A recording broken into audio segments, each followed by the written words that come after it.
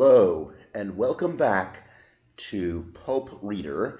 As always, my name is Alex Lella, and today we are going to be reading a story from the August 1920 issue of Black Mask. Now, Black Mask, as you might imagine, was a magazine that specialized in horror and also some mysteries. But they sort of crossed genres a little bit. The title of tonight's story is Brothers of the Coast.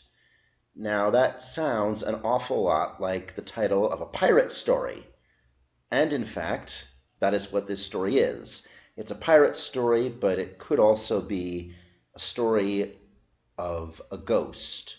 Or maybe not. Why don't we just keep reading? Brothers of the Coast by J.C. Caffoed. I dropped over the side of the Mary Rose when she steamed out of Port Royal and swam back to the wharf. It was a foolish thing to do, for the harbor was full of ground sharks, but the heat, and rather too much rum and sugar, had made me reckless. Probably, too, I had imbibed some of the devil-may-care spirit of this ancient meeting place of the buccaneers. When I reached the dock, I was dizzy and blown from the exertions. It was terribly hot. Something seemed dragging at the nape of my neck, and the winking lights in Port Royal harbor looked like the blazing eyes of mammoth animals. I sat down on a cask and watched the red lantern on the Mary Rose's stack disappear into the night. I couldn't quite recall why I had come back to Port Royal. It was because of something someone had told me. Damn that rum! My head was like an empty barrel. I could not remember a thing. After a bit, I lit my pipe, having tobacco and matches safe in a waterproof bag, as all sailormen should. Gradually, the fog in my brain started to shred out. I began to remember. First, it was Mary Logan. She had promised to marry me back in New Bedford. She had laid her little hands in my great horny ones, and pressed her lips against my cheeks, murmuring words of endearment, and promising to wed me in a fortnight. All the time she knew she was lying, for her plans had been laid to run away with Benji Harrison that very night. Something snapped inside of me then. The world went black before my eyes. Later, I shipped on the Mary Rose, bound for Port Royal. But it wasn't Mary's treachery that had made me leave the old tramp. What was it? I pressed my fists against my aching temples and tried to think. I had it. It was on account of what Hong Fat showed me. Well, that and the sugared rum, I guess. The filthy, slit-eyed Chinaman was a magician in his own country, he said. And I'll give it to him that he was clever. For $2 he went through his whole bag of tricks. But it didn't satisfy me. I'm a deep-water sailor, and I come from a long line of blue-nosed, psalm-singing Puritans. But there's a streak of the mystic in me.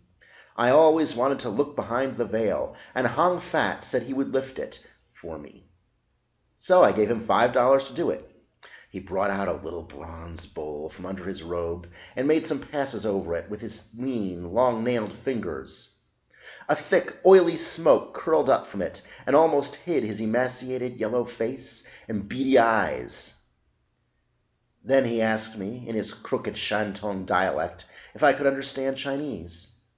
I told him yes, rather sourly, for the smoke was making me drowsy. "Sailor man," he said in his sing-song way, "you are a brave one, a brave man. But you have done enough wrong to offend the gods, wrongs that you must atone for." "Wrongs," I said.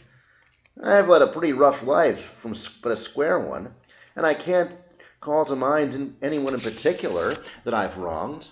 I'd like to kill Benji Harrison, but I haven't done it, so you can't call that a wrong.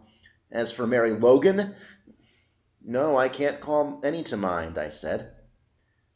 What of the smoke? There was a frightening around my throat, and my arms and legs had lost all feeling. "Hurry up, tell me. What was it? When?"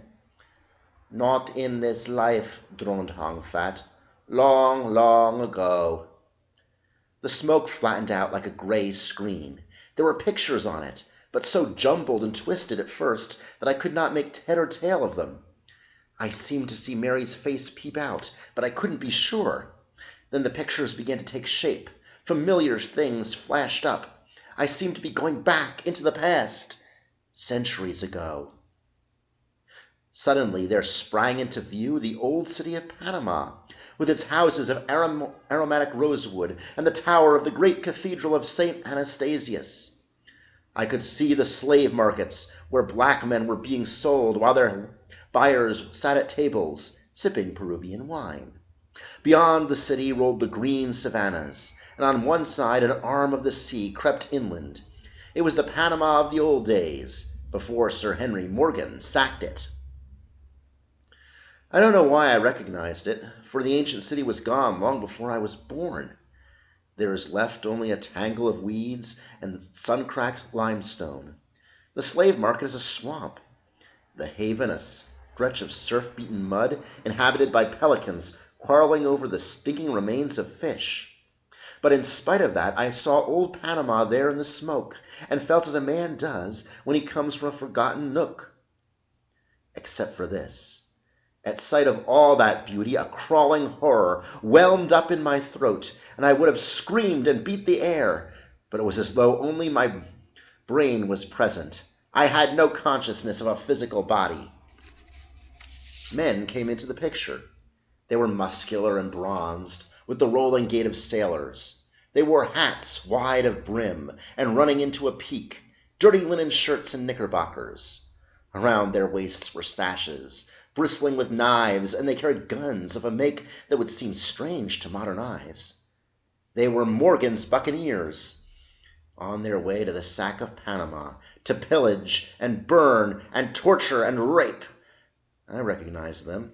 Dubosc with his swagger and black mustachios, squat Sawkins, one-eyed Peter Harris, Ringrose, and then, God pity me, I saw myself running with the rest, sweat-stained, ragged, but with the lust of battle flushing my cheeks. At the head of the troop was a tall man, with a face framed by a lank gray curls, as cruel and evil and ruthless a face as this old world has ever seen. His clothes of silks and satin and lace were as weather-worn as those of his men. No need to ask myself who it was. I knew him as I had known the others. Morgan the Damned, the man I had followed in a forgotten century across the blood-smeared waters of the Caribbean. I knew then why Hong Fat had said my wrong was a great one. None could fight under the black flag of this arch-brother of the coast without loading his soul with crime.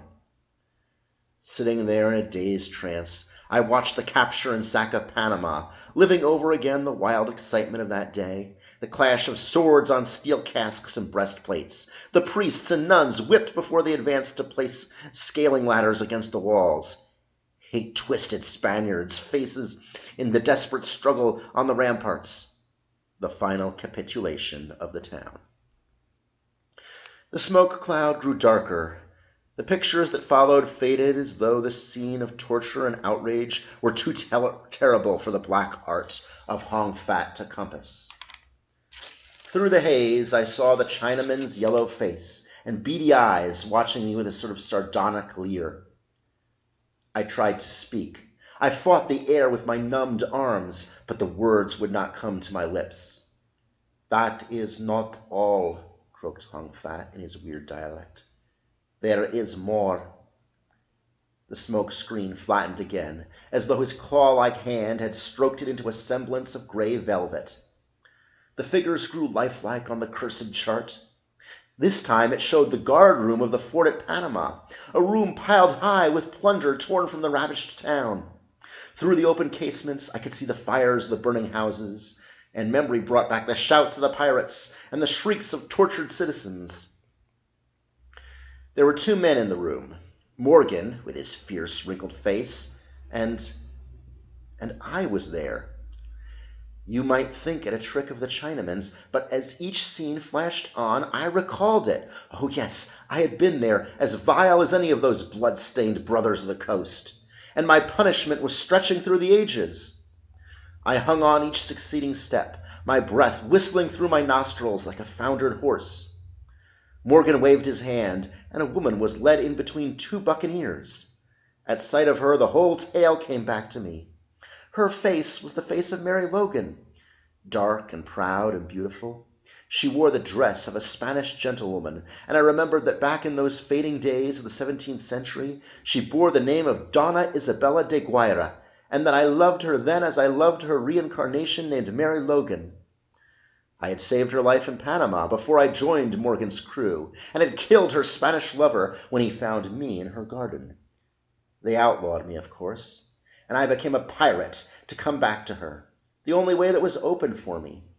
She swore that she loved me and would wait. When they let her in, my heart blazed. At last, the hour of my triumph had come. There on the smoke screen, Morgan leaned back in his chair, and over the ages I heard his voice ringing in my ears. "This man says he loves you, says death. You're worth loving, madam, but why throw yourself away on him when there are better men around?" I looked at her, my lips moving. "It is not Harry Morgan's way to stand back when there are women or gold to get," the pirate said.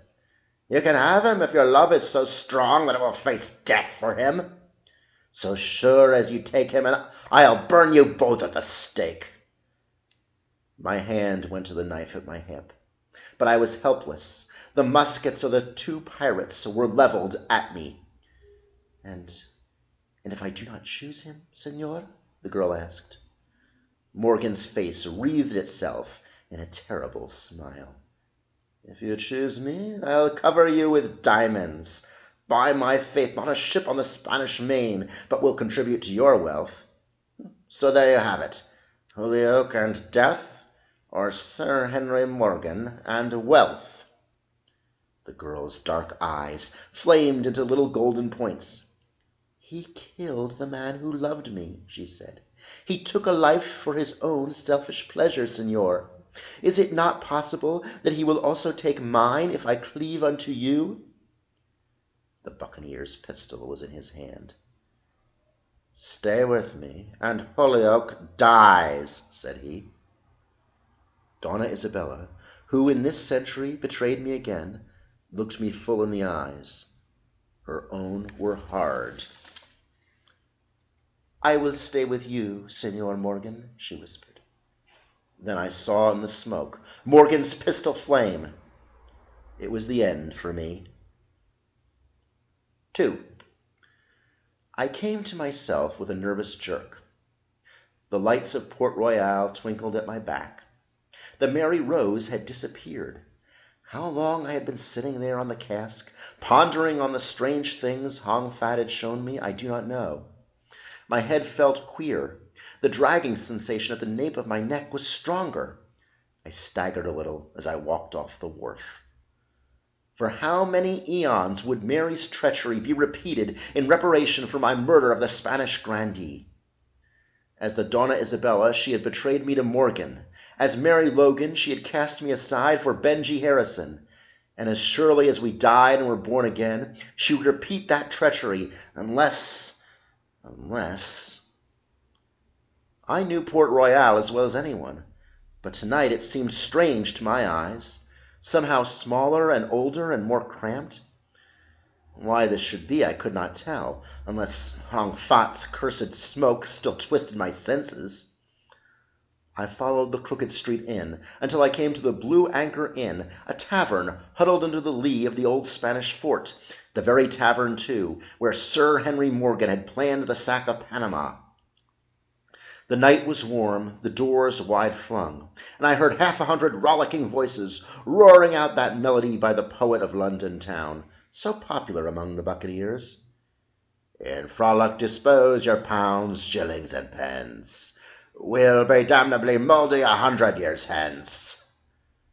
Why should they sing that 17th century ballad in the Port Royal of 1920?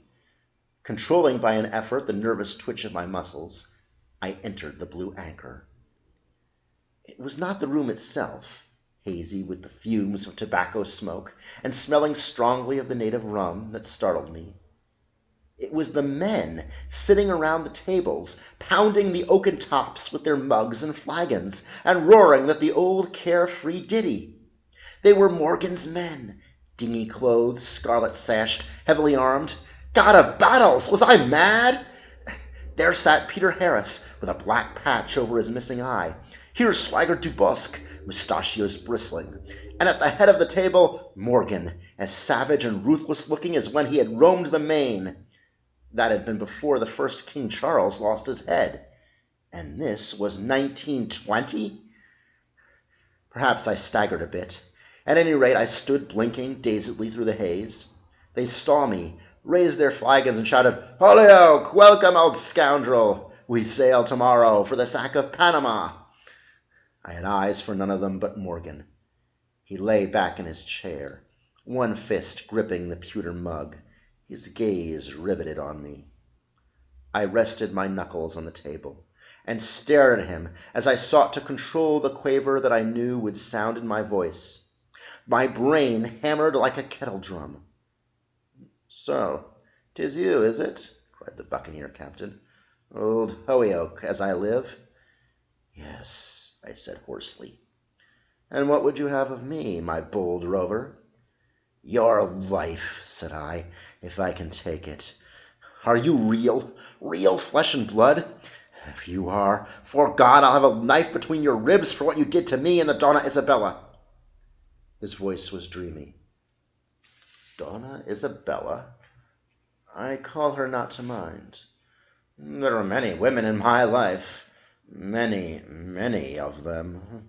Harry Morgan's way, you know." "At Panama!" I shouted. There was a red mist before my eyes. How I hated the man! If I hadn't much to answer for, what punishment could fit his crimes? "Oh, yes, at Panama. I tired of her quickly, and she went the way of the rest. But what would you do? I died peaceably in my bed, Holyoke, not on the rack as the Spaniards hoped. I would. How can you avenge your black-eyed aristocrat? What can you do to a man who has been dead these 2 centuries and more?" The pirates laughed and pounded their flagons on the table. Something snapped in my brain. The room grew black, save for that lean, sneering face, framed by its gray curls. Morgan had thrust back his chair and risen, smiling. I was unarmed, but I rushed at him, all my fear of the man swept away in the passionate urge for vengeance. He carried a long knife in the scarlet sash around his waist. I tore it away, knowing that the man was a ghost and that I could do him no harm. I swung the glittering blade aloft, and then the blackness of death enveloped me. I felt the salt foam on my lips. 3. Excerpt from the Port Royal Jamaican. A most unfortunate occurrence marred the brilliant buccaneer fete given in honor of the governor last night. An American sailor named Holyoke deserted from his ship the Mary Rose, which sailed yesterday for Boston. He went to the Blue Anchor Tavern, which had been a favorite resort of Sir Henry Morgan's crew in the old days of the Brothers of the Coast, apparently much the worse for drink. An old Chinaman named Hong Fat had persuaded Holyoke that he was a reincarnated member of the buccaneers who sacked Panama. Everyone present in the Blue Anchor had heard of the hoax. They deluded the drunken sailor into believing that they were all Morgan's men returned to life. Holyoke apparently became crazed with fear, snatched a machete from the girdle of Lieutenant Buckingham, who was impersonating Sir Henry Morgan, and stabbed himself. 4. On the same day, the New Bedford Herald told of the suicide of a woman named Mary Logan, who had stabbed herself with a sailor's knife, a curio owned by Benjamin Harrison, and said to have been carried at the sack of Panama by Sir Henry Morgan.